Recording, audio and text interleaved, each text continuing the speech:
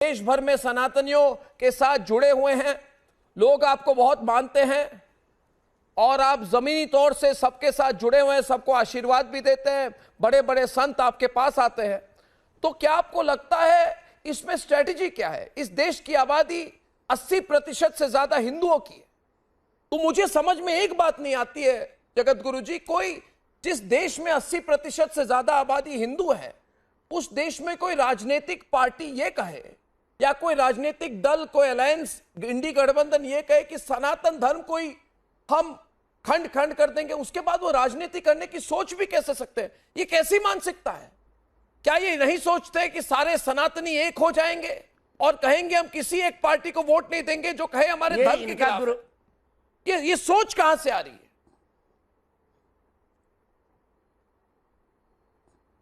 हम तो अर्णव जी, यही इनके दुर्भाग्य का सूचक सोच है। इनका दुर्भाग्य है जब व्यक्ति का विनाश काल निकट आ जाता है तो उसकी बुद्धि इसी प्रकार का अपलाप करने लगती है। भारत में 80% सनातन धर्मी है और अब यही होगा।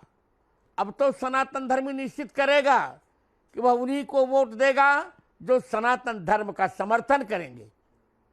जो राम कृष्ण की बात करेगा वह भारत पर राज्य करेगा। अर्णव जी, ये बात तो सही है, मगर इसके साथ जुड़ा हुआ एक और सवाल मैं पूछना चाहता हूं आपसे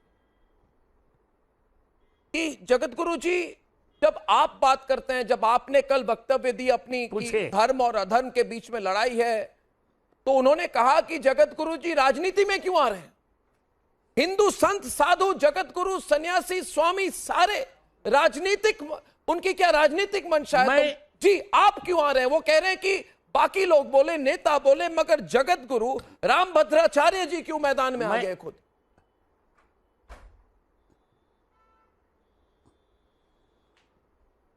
मुझे एक बात इनकी मूर्खता पर तरस आ रही है। जगत गुरु राजनीति में नहीं आएंगे तो कौन, क्या लुच्चे नंगे लफंगे आएंगे? राजनीति हमारी है। धर्म का संबंध राजनीति से उसी प्रकार का है जैसा किसी सात्विक पति का सात्विक पत्नी से संबंध होता है। राम धर्म सिय नीति बल, अचल होत यही काल। गोस्वामी जी ने दोहावली के 167वें छंद में ये बात कही। धर्म के बिना राजनीति विधवा होगी और राजनीति के बिना धर्म विधुर होगा। इसे हमको तो धर्म में आना ही चाहिए। संत यदि राजनीति नहीं करेगा तो कौन करेगा? संत ही राजनीति करके सत्ता पर अंकुश लगा सकता है और संत ही भारतीय समस्याओं का अंत कर सकता है। अर्णव जी,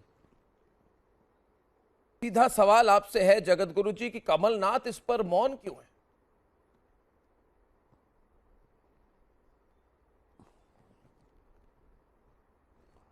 तो वो जाने कमलनाथ मौन क्यों है। आप जानते हैं संध्या काल में कमल सिकुड़ जाता है।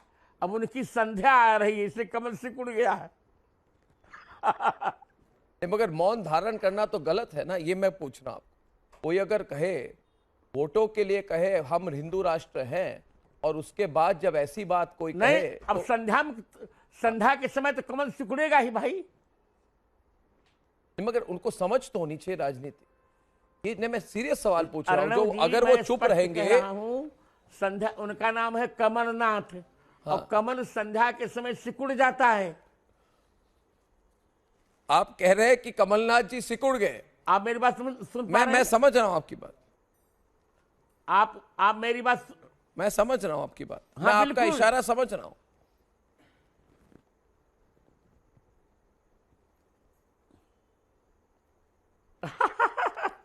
आगे चलिए, आगे पूछिए।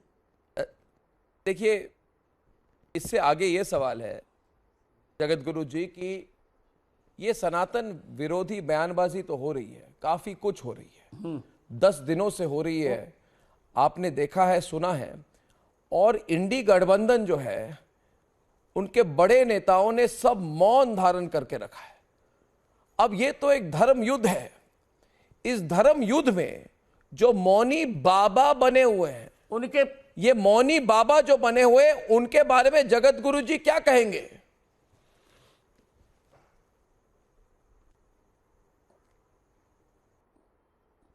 उनके पास कोई उत्तर ही नहीं रह गया है और उनके पास बोलने के लिए कोई शब्द नहीं रह गए हैं, इसे मौनी बाबा बन गए हैं और यही उनकी हताशा का परिचायक है।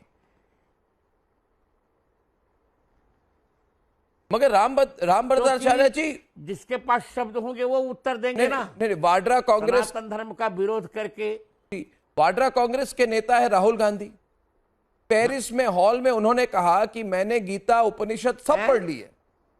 वाड्रा कांग्रेस पार्टी के नेता है राहुल गांधी, और राहुल गांधी ने कहा पेरिस में कि मैंने गीता उपनिषद सब पढ़ ली है। मेरा सवाल आपसे यह है, क्या सनातन को समझने वाले कोई शख्स जिस तरह सनातन का विरोध हो रहा है, क्या उस पर चुप रहेंगे? कोई कहते हैं मैं जनेऊधारी हिंदू हूं, और उसके बाद जब सनातन पर गाली दी जाती है तब मौन रहे। इसका राजनीतिक इंपैक्ट तो होगा ना। मेरा सवाल यह है, एक मिनट में और एक डिटेल में आपको इसको पूछना चाहता हूं। लोग कहते हैं कि देखिए हिंदू एकजुट नहीं हो सकते ऐसे विषयों पर, हिंदू कभी एकजुट नहीं होंगे, राजनीतिक तौर पे हिंदू एकजुट नहीं होंगे, यह उनका कहना है। मगर आप कह रहे हैं कि ऐसा नहीं है। आपकी क्या समझ है, आपकी क्या राय है?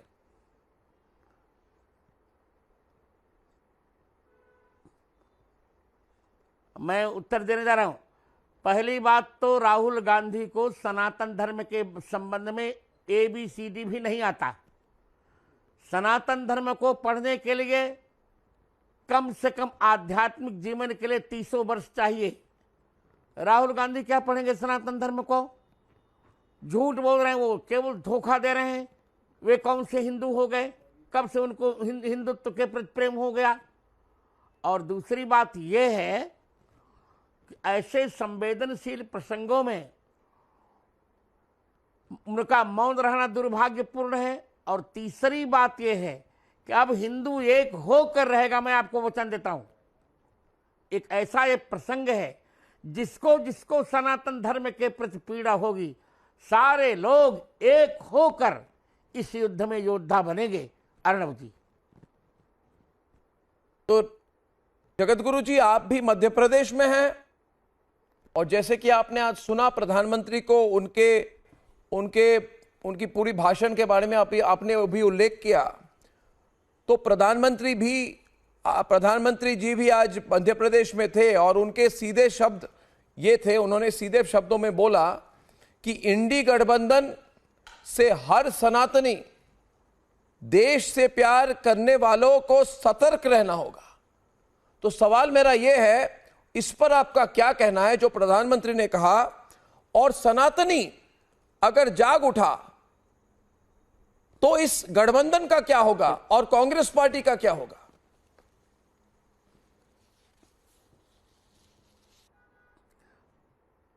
अब मैं तो ये कह रहा हूं, अब सनातनी जागेगा, एक होगा और इंडी गठबंधन का एंड होकर रहेगा। अर्णव जी, क्योंकि प्रधानमंत्री का आज का वक्तव्य बहुत तार्किक था। वे मेरे मित्र हैं, उन्होंने मेरी भाषा पढ़ ली थी और मेरी परिभाषा भी पढ़ ली थी। इसे प्रधानमंत्री का पूरा वक्तव्य मैंने सुना, जो उन्होंने कहा बहुत वास्तविक, बहुत तार्किक, क्योंकि सनातन से जुड़ा हुआ है भारत की आत्मा का वह मंगलमय सूत्र, जिसके आधार पर भगवान राम से यह परंपरा प्रारंभ होती है और गांधी तक आती है। सब सनातन धर्मी, भगवान राम स्वयं सनातन धर्मी, भगवान कृष्ण स्वयं सनातन धर्मी, महारानी लक्ष्मीबाई, दुर्गावती, अहिल्याबाई, यहाँ तक कि क्या कहते हैं, राष्ट्रपिता गांधी जी स्वयं सनातन धर्मी। गांधी जी का एक संस्मरण आपको मैं गुजराती में सुना रहा हूं।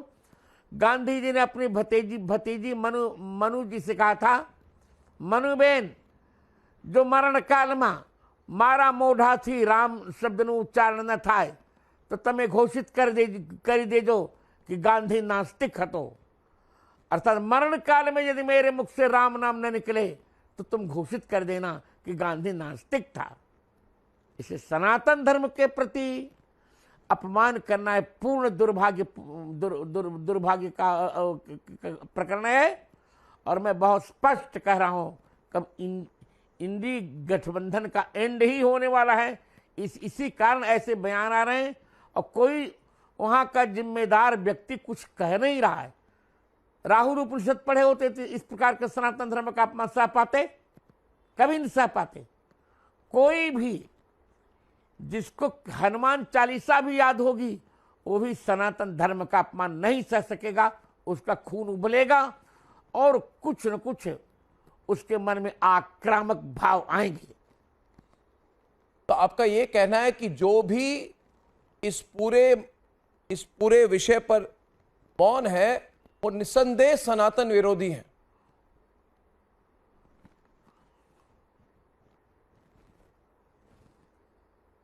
निश्चित वे सनातन विरोधी हैं और उनको जनता जनार्दन, भगवान दंड बाद में देंगे, पहले जनता जनार्दन ही उन्हें दंड देगी। जनता जनार्दन दंड देंगे उनको। और चुनाव, विधानसभा के चुनाव में और लोकसभा दोनों चुनाव में वो बुरी तरह पूर्ण रूप से पराजित होंगे, धूल धूसरित हो जाएंगे, धूलसात हो जाएंगे, उनका नाम निशान भी मिट जाएगा। अर्णव जी।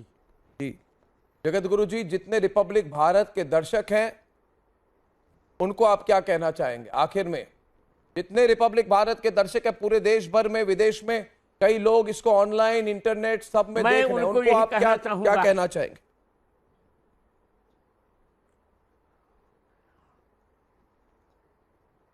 मैं यही कहना चाहूंगा कि मातृदेवो भव, पितृदेवो भव, आचार्य देवो भव, अतिथि देवो भव, राष्ट्र देवो भव, सनातन धर्म देवो भव। मैं यही कहना चाहूंगा। जगत गुरु जी जय हो। चरण स्पर्श और मेरे से और रिपब्लिक भारत से बात करने के लिए बहुत बहुत धन्यवाद, बहुत बहुत धन्यवाद स्वामी जी। आपको भी, आपको अनेक अनेक आशीर्वाद। अर्णव की भांति ही चमकते रहो, मेरा आशीर्वाद है। जय श्री राम। जय श्री राम। जय श्री राम।